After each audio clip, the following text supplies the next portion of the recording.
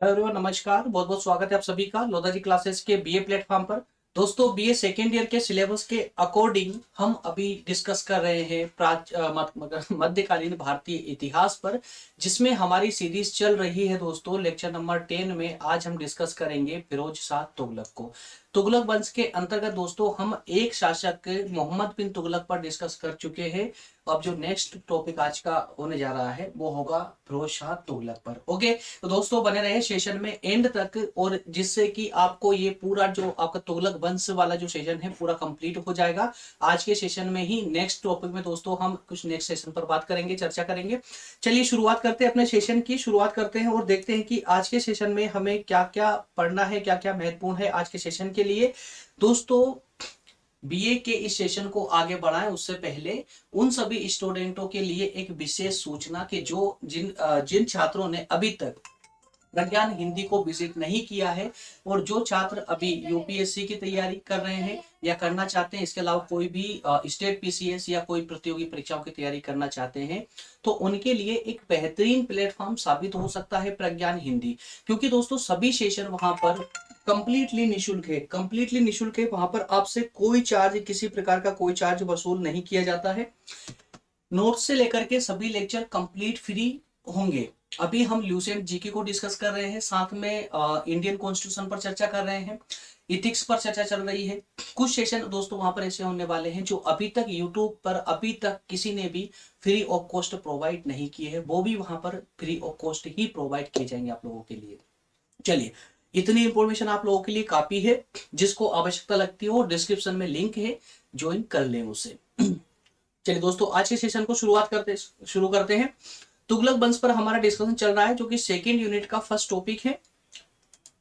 आपके सिलेबस के अनुसार, बीए सेकेंड ईयर के सिलेबस के अनुसार सेकेंड यूनिट का फर्स्ट टॉपिक है दोस्तों, जिसमें मोहम्मद बिन तुगलक पर हम डिस्कस कर चुके हैं। आज हम बात करेंगे मोहम्मद शाह तुगलक पर। ओके, नेक्स्ट टॉपिक में हम दिल्ली सल्तनत पर बात करेंगे, दिल्ली सल्तनत के विकेंद्रीकरण पर चर्चा करेंगे। चलिए शुरू करते हैं दोस्तों, सेशन को स्टार्ट करते हैं। और हाँ, विशेष करके ये मत सोचिएगा आप लोग कि देखिए, जिन छात्रों के सेकेंड ईयर के सिलेबस में जो मध्यकालीन इतिहास है, तो उन्हें तो कोई प्रॉब्लम नहीं है, क्योंकि हम बार बार सेकेंड ईयर बोल रहे हैं, है ना। लेकिन अगर किसी छात्र की किसी यूनिवर्सिटी, किसी अन्य स्टेट की यूनिवर्सिटी में अगर मान ले कि आपकी यूनिवर्सिटी आपको मध्यकालीन इतिहास फर्स्ट सेमेस्टर फर्स्ट ईयर में पढ़ा रही हो, या थर्ड ईयर में भी अगर आपको दिया गया है, तो भी ये सीरीज आपके लिए उतनी ही महत्वपूर्ण होगी। साथ में एमए के स्टूडेंटों के लिए, बीबीए के स्टूडेंटों के लिए, बीए एलएलबी के स्टूडेंटों के लिए भी उतनी ही महत्वपूर्ण होगी जितनी की बीए सेकेंड ईयर के छात्रों के लिए है। क्लियर है ना।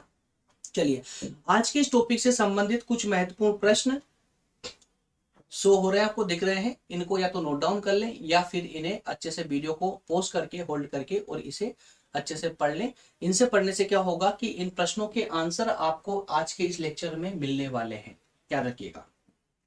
चलिए दोस्तों, तो बात करें अब सबसे पहले सारांश की, जैसा कि हम प्रतिदिन करते आए हैं। आज के टॉपिक का जो हमारा सारांश है, अर्थात कि आज इसके लेक्चर में हमें क्या क्या पढ़ना है, तो उसके अंतर्गत दोस्तों सबसे पहले हम बात करेंगे फिरोज शाह तुगलक के शासनकाल की। 1351 से लेकर के 1388 तक जो इन्होंने शासन किया, उसकी एक सामान्य चर्चा करेंगे, अर्थात इस व्याख्या पर डिस्कस करेंगे।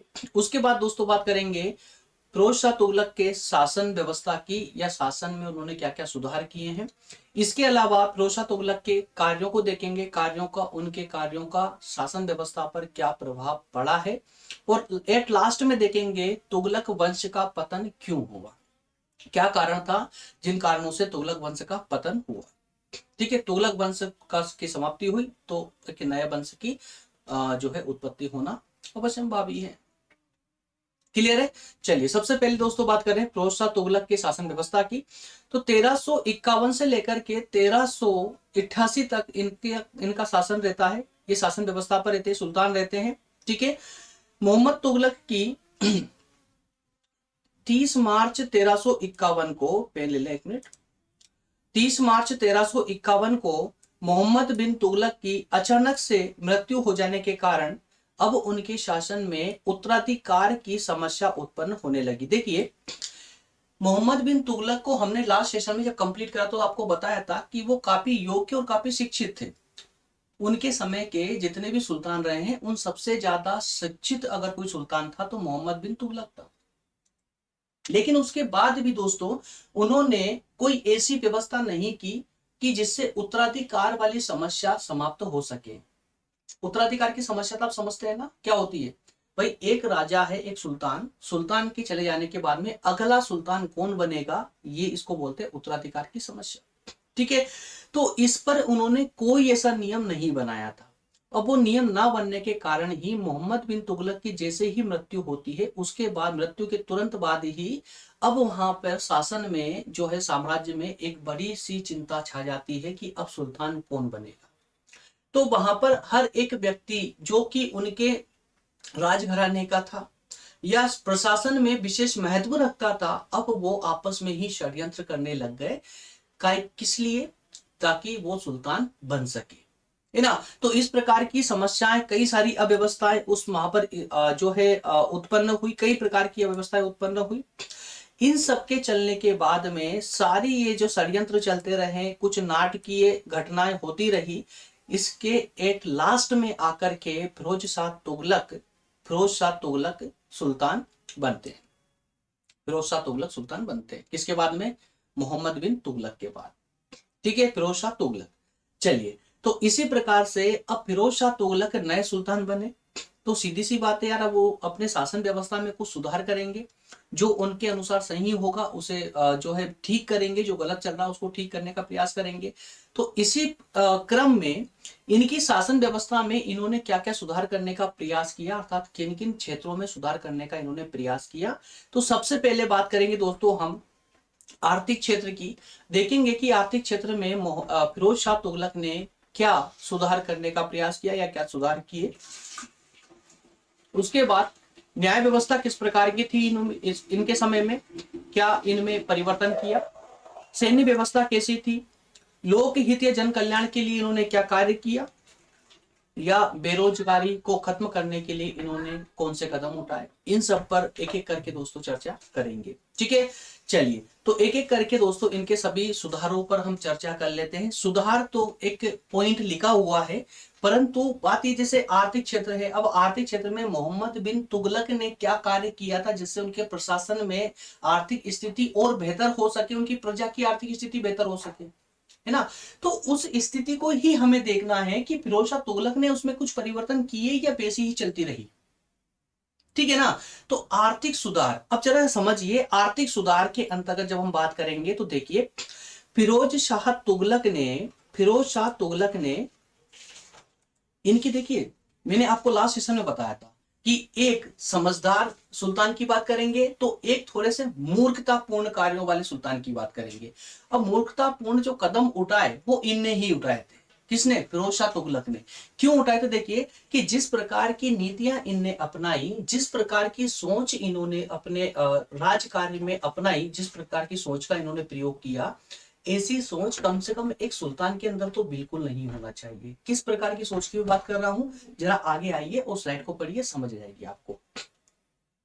फिरोज शाह तुगलक ने इस्लाम धर्म के प्रभाव के कारण, समझिए, इस्लाम धर्म के प्रभाव के कारण कर की नीतियों में परिवर्तन किया।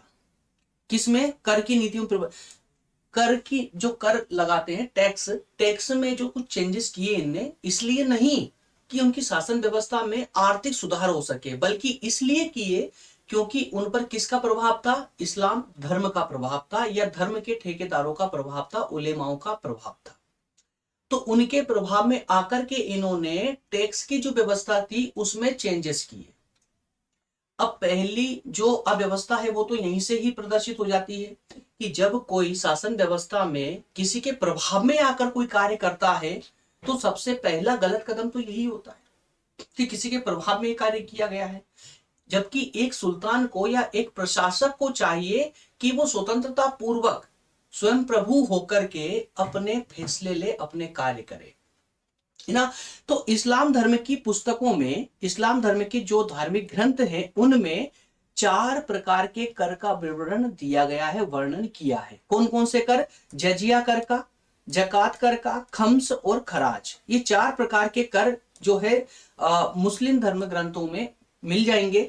तो इन 4 प्रकार के करों को छोड़ करके बाकी सभी करों को फिरोज शाह तुगलक ने समाप्त कर दिया।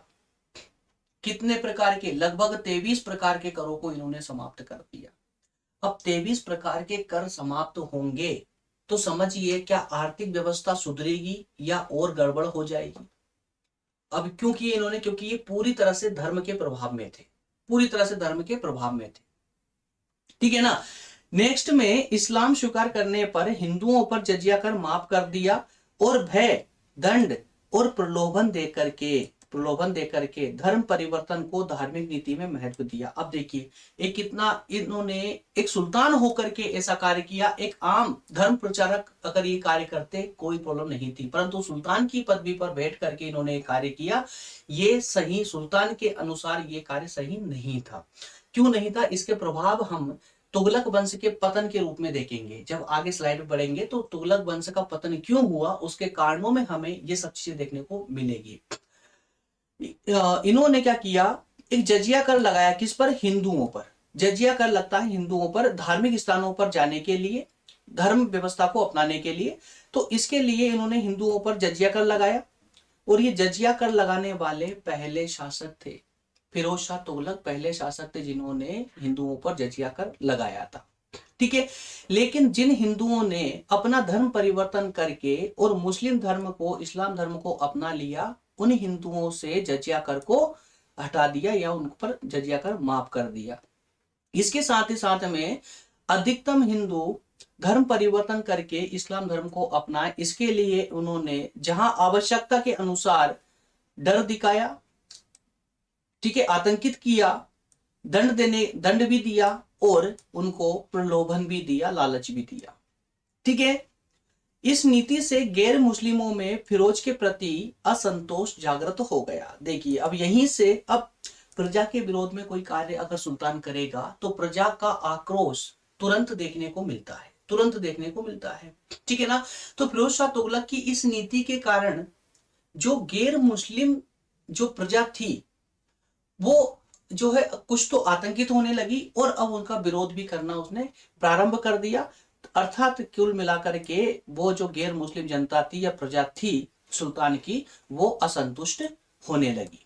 प्रशासन भी भ्रष्ट होने लगा और शिथिल सा पड़ गया। जैसा कि मोहम्मद बिन तुगलक के समय में जो शासन चल रहा था उसमें अब कई प्रकार की जो है अव्यवस्थाएं छाने लगी, कई प्रकार से भ्रष्टाचार ने अपने पैर पसार लिए।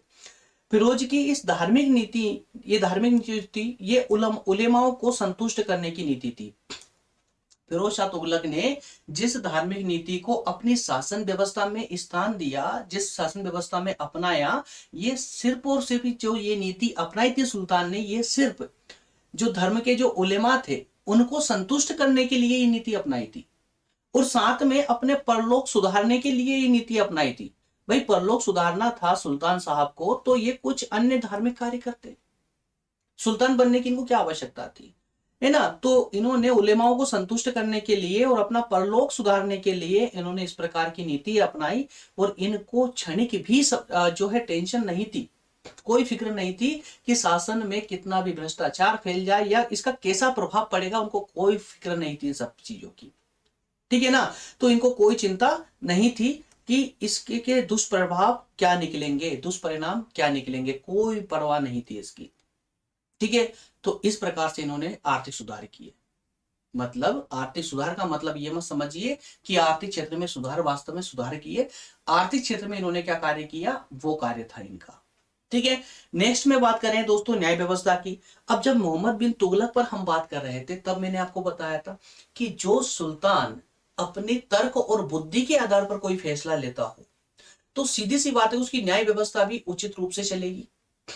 जो सुल्तान धर्मनिरपेक्ष राष्ट्र की बात करता हो, ऐसे सुल्तान का प्रशासन में न्याय व्यवस्था कैसी होनी चाहिए आप खुद समझ सकते हैं। सभी जनता के लिए समान न्याय व्यवस्था होनी चाहिए। लेकिन जब बात करते हैं फिरोज शाह तुगलक की तो इस पर इन्होंने कोई भी अपना फैसला कोई भी फैसला तर्क और बुद्धि के आधार पर बिल्कुल नहीं लिया, बल्कि उलेमाओं के प्रभाव में, धर्म के प्रभाव में आकर के इनके सारे फैसले होते थे। बल्कि प्रशासन की जो विशेष नीति थी वो नीति ही उलेमाओं के प्रभाव में आकर बनाई गई थी। अब जब किसी के प्रभाव में आकर बनाओगे तो जिसके प्रभाव में सुल्तान है तो वो तो अपने आप में शक्तिशाली बन जाएगा, ठीक है ना। तो अब यहाँ की जो न्याय व्यवस्था थी दोस्तों, ये भी दोषपूर्ण थी, ये भी दोषपूर्ण थी। तुगलक ने, फिरोज शाह तुगलक ने उलेमाओं से सलाह मशवरा लेकर ही न्याय प्रणाली को संचालित किया। किससे? उलेमाओं से सलाह लेकर ही, जैसा उलेमाओं ने बताया वैसे ही न्याय प्रणाली को इन्होंने चलाया अपने शासन में। न्याय विभाग बनाया और धार्मिक विभाग में, न्याय विभाग और धार्मिक विभाग, इन दोनों में इन्होंने उलेमाओं को ही बिठाया, उलेमाओं को ही पद दिया, ठीक है। मुसलमानों के लिए मृत्यु दंड तथा अंग भंग की सजाएं पूरी तरह समाप्त कर दी। अब देखिए यहां पर इन्होंने प्रजा के साथ भेदभाव करना प्रारंभ कर दिया। कैसे भेदभाव किया? मुसलमानों के लिए इन्होंने क्या कहा? मृत्यु दंड और अंग भंग की जो सजा होती है उसको समाप्त कर दिया। क्यों समाप्त करा? इसका कारण बताते हुए उन्होंने कहा, किसने? फिरोज शाह तुगलक ने, कि अल्लाह के बंदे को अंग भंग या कुरूप या अपंग बनाने का किसी को अधिकार नहीं है। शब्दों को समझिए, ठीक है। इस प्रकार के शब्द इस्तेमाल कौन कर रहा है? यहाँ पर सुल्तान कर रहा है। तो ऐसे सुल्तान, ऐसी सोच रखने वाले सुल्तान का प्रशासन लंबे समय तक चले, ये संभव नहीं है। जब तक उनका प्रभाव है तब तक चलेगा, बाकी जो है उसके बाद में जैसे ही आंतरिक विद्रोह तो अवश्यंभावी है, होना ही होना है ना। नेक्स्ट पर बात करेंगे दोस्तों सैन्य व्यवस्था पर। तो सैन्य व्यवस्था भी मोहम्मद बिन तुगलक के समय में बहुत शानदार तरीके से उन्होंने संचालित की थी। लेकिन फिरोज शाह तुगलक के आते ही उनकी शासन व्यवस्था में उलेमाओं का प्रभाव तो था ही, तो वो सारी नीतियां, जितनी भी नीतियां थी उलेमाओं के प्रभाव में आकर ही चलती थी। और सैन्य व्यवस्था भी उन्होंने दूषित कर दी। किस प्रकार से दूषित की दोस्तों? इन्होंने जो सैनिक थे जिन्हें मोहम्मद बिन तुगलक, जिन सैनिकों को नकद वेतन प्रोवाइड करते थे, अब वहां पर फिरोज शाह तुगलक उन्हीं सैनिकों को जागीरें प्रदान करने लग गए।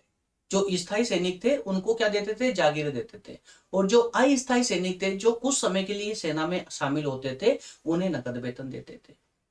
तो अब इन सब कारणों से क्या हुआ कि जिन सैनिकों को इन्होंने प्रॉपर्टी दी, जागीरें दी, जमीन जागीरें ये सब देने लगे, तो अब क्या हुआ कि जो सैनिक गरीब थे, जिनको कंटिन्यू जागीरें मिलने से अब वो भी सामंत बनने लगे, अमीर बनने लगे, ठीक है। तो इस प्रकार से सैनिक व्यवस्था में क्या हो गया? सामंतवादी बन गई। सैन्य व्यवस्था सामंतवादी व्यवस्था के का रूप धारण कर लिया उसने, है ना। तो इस प्रकार से इन्होंने सैन्य व्यवस्था को भी पूरी तरह से दूषित कर लिया। देखिए सैनिकों को वेतन के स्थान पर क्या दिया जाने लगा? जागीरें दी जाने लगी, जागीरें दी जाने लगी। नगद वेतन अस्थायी सैनिकों को दिया जाता था। स्थायी सैनिकों को जागीरें देने से सैनिक प्रणाली जो थी वो सामंतवादी बन गई। फिरोज ने अब एक और अव्यवस्था फैलाई इन्होंने, किसकी? कि इन्होंने सैन्य व्यवस्था को या सैनिक प्रणाली को वंशानुगत बना दिया, जो कि मोहम्मद बिन तुगलक ने वंशानुगत से दूर रखा था सैन्य व्यवस्था को, लेकिन फिरोज शाह तुगलक ने इसे वंशानुगत बना दिया। कैसे बना दिया?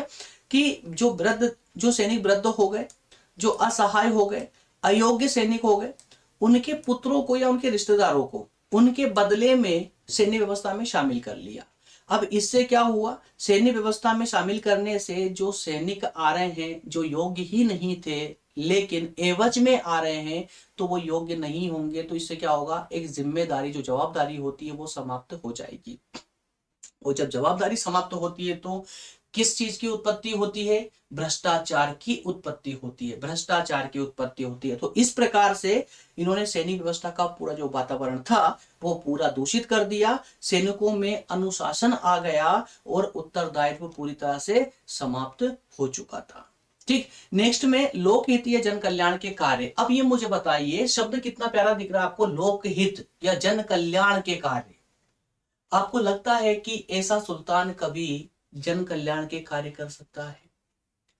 बिल्कुल कर सकता है, लेकिन एक वर्ग विशेष के लिए।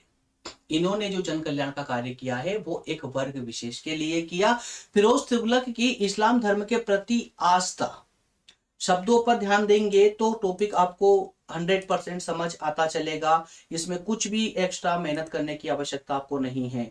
तुगलक ने फिरोज शाह तुगलक ने इस्लाम धर्म के प्रति आस्था के कारण दयालुता या उदारता ने उसको जन कल्याण के कार्य करने के लिए प्रेरित किया।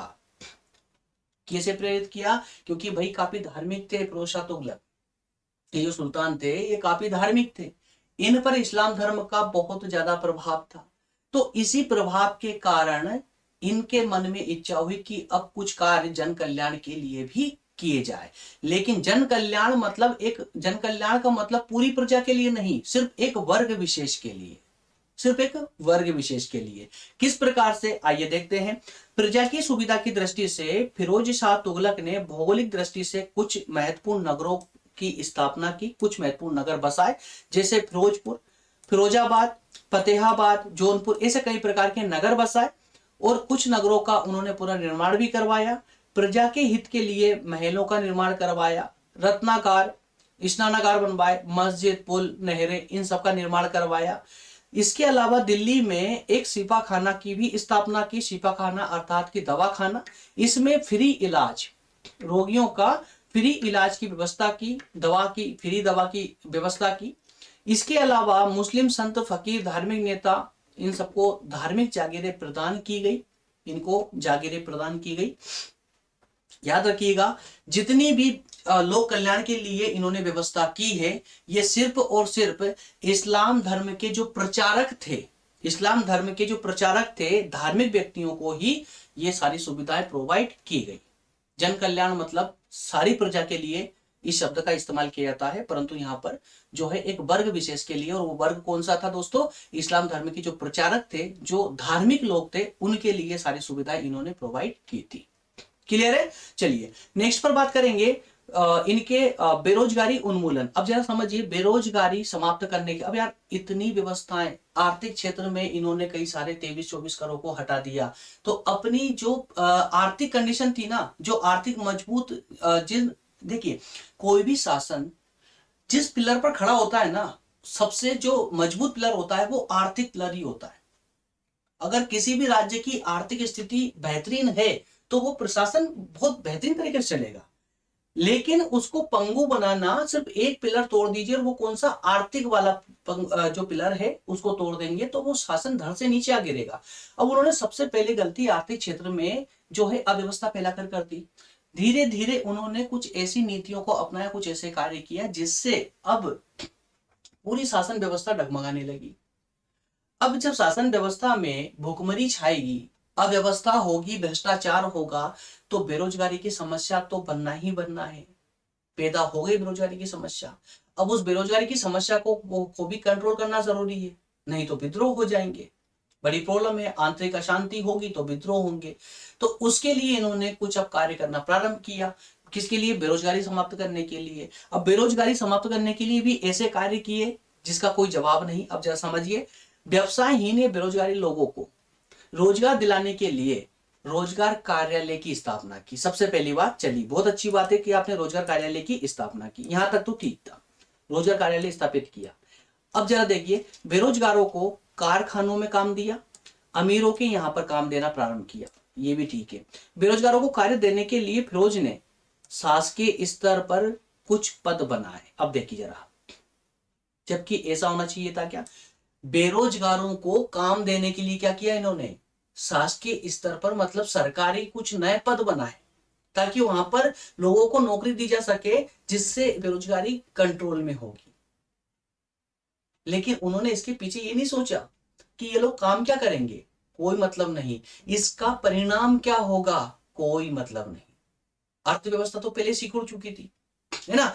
तो इन्होंने शासकीय स्तर पर कुछ नए पद स्थापित किए, इससे शासन का क्या हुआ? अहित हुआ, शासन का अहित हुआ। किंतु सुल्तान की उदारता जनता तक पहुंच गई। ये सुल्तान ने शासन का अहित करके जनता का भला कर दिया, ये उदारता पहुंच गई। अब यहां से एक तुलना कर सकते हो मोहम्मद बिन तुगलक की और फिरोज शाह तुगलक के बीच में, कि क्या मोहम्मद बिन तुगलक से जनता परेशान थी या फिर फिरोज शाह तुगलक से जनता परेशान हुई है? है ना। तो इस प्रकार जब आप तुलना करके किसी भी शासक को, सुल्तान को आप रीड करोगे, समझोगे ना, तो आपको समझना थोड़ा और आसान हो जाएगा, याद रखिएगा। चलिए अब दोस्तों हम बात करते हैं कि जो महान कार्य फिरोज शाह तुगलक के द्वारा किए गए थे, उन कार्यों का प्रभाव क्या पड़ा। तो अब हम बात करेंगे प्रभाव पर, ठीक है ना। फिरोज शाह तुगलक के कार्यों का क्या प्रभाव पड़ा, तो सीधी सी बातें विपरीत प्रभाव ही पड़ने थे। मुस्लिम अमीरों और जागीरदारों को अधिक से अधिक संतुष्ट करने के चक्कर में खुद का प्रभाव कम हो गया, खुद की शक्ति कम होने लग गई, मतलब प्रशासन की शक्ति कम होने लग गई। क्योंकि भाई आप जब मुस्लिम अमीरों को महत्व दे रहे हो, उनके प्रभाव में आकर के सभी योजनाओं को बना रहे हो, जमींदारों को महत्व दे रहे हो, सैनिकों को जागीरें दे रहे हो, तो उनकी शक्ति तो बढ़नी है और आपकी शक्ति कम हो जाएगी। तो इस प्रकार से अत्याचार भी, जो आम जनता थी, आम प्रजा थी, उन पर इन अमीरों के अत्याचार बढ़ने लगे। धार्मिक उलेमा और मुल्लाओं की सलाह से राज्य कार्य करने के कारण न्याय व्यवस्था दूषित हो गई तथा मुस्लिम वर्ग को छोड़कर बहुसंख्यक अन्य वर्गों में न्याय व्यवस्था के प्रति असंतोष छा गया। क्योंकि न्याय व्यवस्था भी कैसी थी, एक वर्ग विशेष के लिए थी, एक वर्ग विशेष के लिए थी, तो बाकी वर्ग क्या करेंगे, असंतुष्ट होंगे ना। धर्म परिवर्तित हिंदुओं को, जिन हिंदुओं ने धर्म परिवर्तन करा लिया था, चाहे वो दंड के भय में, चाहे वो डरा धमकाकर, चाहे वो लालच देकर के, किसी प्रकार से भी जिन हिंदुओं ने धर्म परिवर्तन करवा लिया, उन हिंदुओं को ऊंचे पद दिए गए थे। तो उन हिंदुओं को ऊंचे पद देने से जो मुस्लिम संप्रदाय थे, मुस्लिम वर्ग के लोग थे, वो असंतुष्ट हो गए। दोनों तरफ से, है ना, असंतोष तो छा रहा है, दोनों तरफ से हो रहा है। गुलामों की संख्या यहां पर बढ़ जाने से राजकीय कोष पर भी विपरीत प्रभाव पड़ने लगा, सेना भी कमजोर होने लगी, सैनिकों का पद वंशानुगत हो जाने से अयोग्य सैनिकों का जमावड़ा हो गया, है ना। पदाधिकारी, अयोग्य सैनिक और पदाधिकारी जो है सेना में बहुत ज्यादा बढ़ गए। इसका दुष्परिणाम तैमूर के आक्रमण के समय प्रकट हुआ। जब तैमूर का आक्रमण हुआ, जब तैमूर का युद्ध हुआ, तब फिरोज शाह तुगलक को अपनी व्यवस्था का, वाकई में अपनी व्यवस्था आईने में देखने को मिली कि उन्होंने किस प्रकार की व्यवस्था, शासन व्यवस्था को संचालित किया था। क्लियर है। चलिए दोस्तों, अभी तक हम पूरी तरह से शासन व्यवस्था के बारे में और इनके कार्यों के बारे में हम चर्चा कर चुके हैं। कोई भी किसी बात को अन्यथा ना ले। आप छात्र है, छात्र के अनुसार आपका धर्म है और आपका कर्तव्य है पूरी ईमानदारी से सिर्फ पढ़ना, ठीक है ना।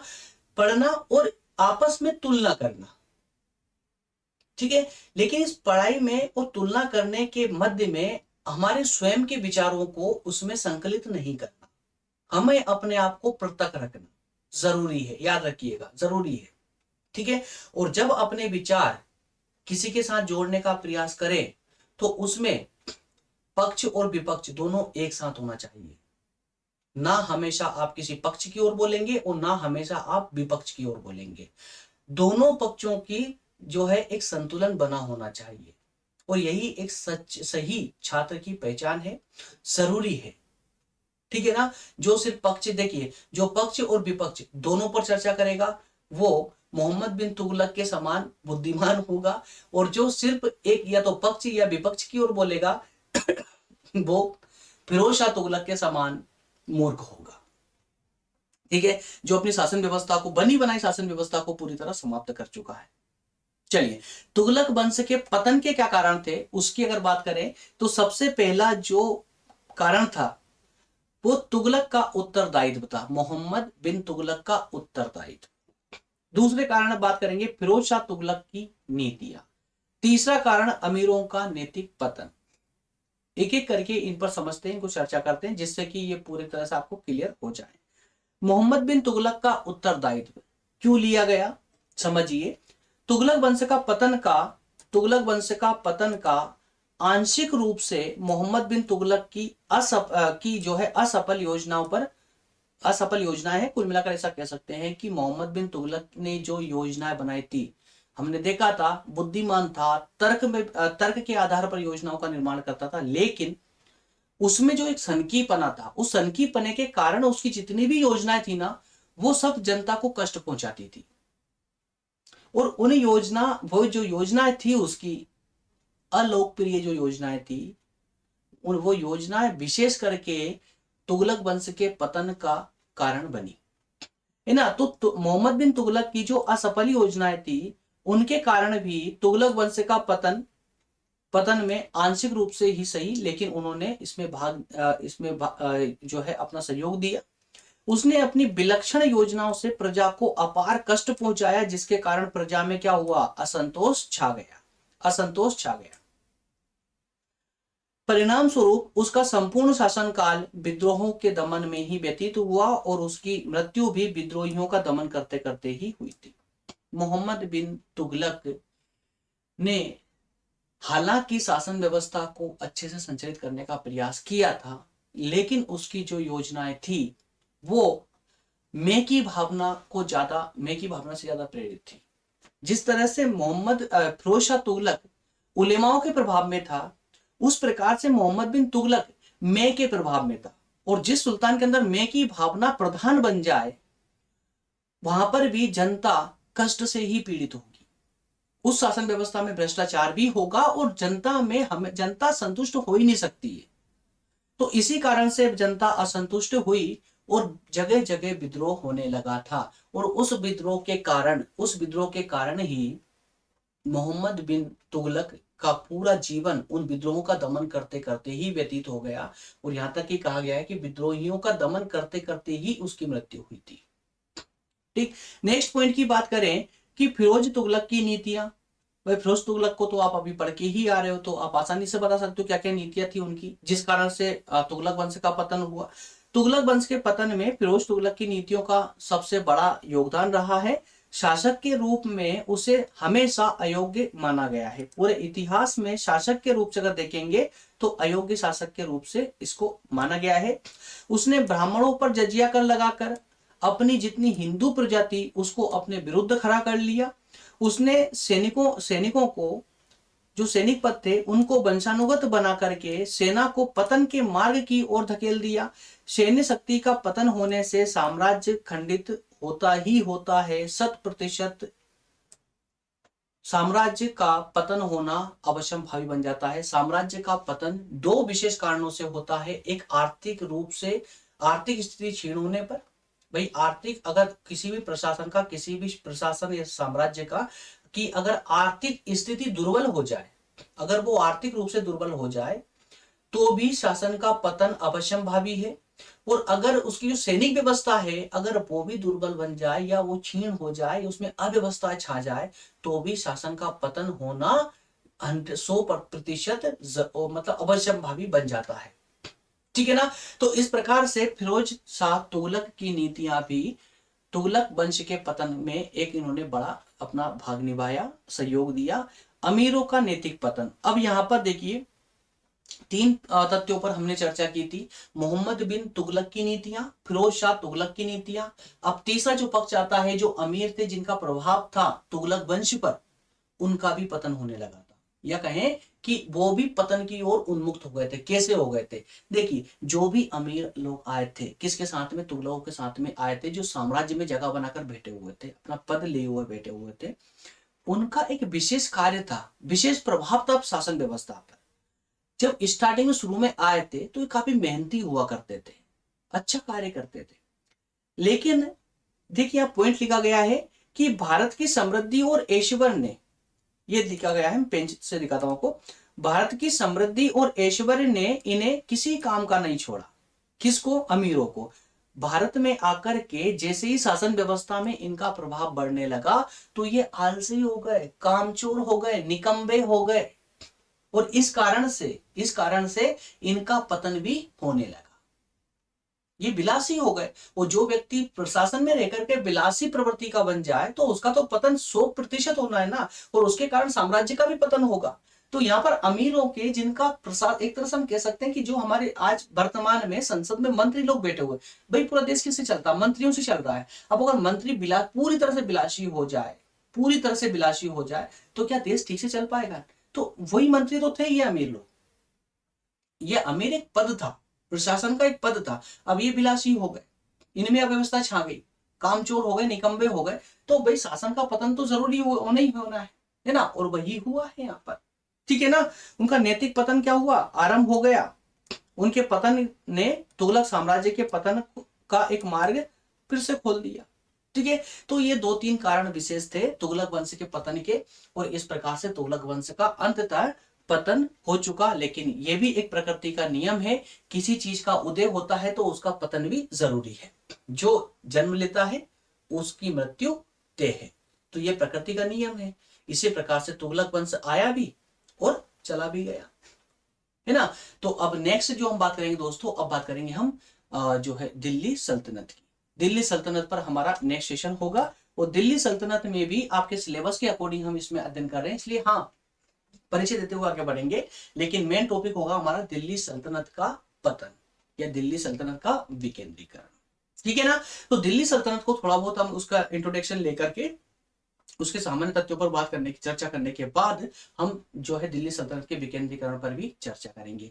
ठीक है दोस्तों, तो मिलेंगे नेक्स्ट सेशन में। और फिर से जो छात्र जिन दोस्तों ने अभी तक टेलीग्राम को ज्वाइन नहीं किया है, प्रारंभ में भी आपको बता चुके हैं, फिर से आपका दिमाग खपा रहे इसमें, टेलीग्राम को ज्वाइन करें। सभी आवश्यक नोट, सभी आवश्यक नोटिफिकेशन, जितनी भी आवश्यक स्टडी मटेरियल होता है आप लोगों के लिए, हमारे द्वारा आपको यहीं प्रोवाइड किया जाता है। अब जिसको चाहिए ज्वाइन कर लीजिएगा यार, कोई मतलब नहीं है ना बार बार बोलने से। ठीक है, बोलना हमारा कर्तव्य है, इसलिए बार बार हम बोलते हैं, प्रति लेक्चर में बोलते हैं, है ना।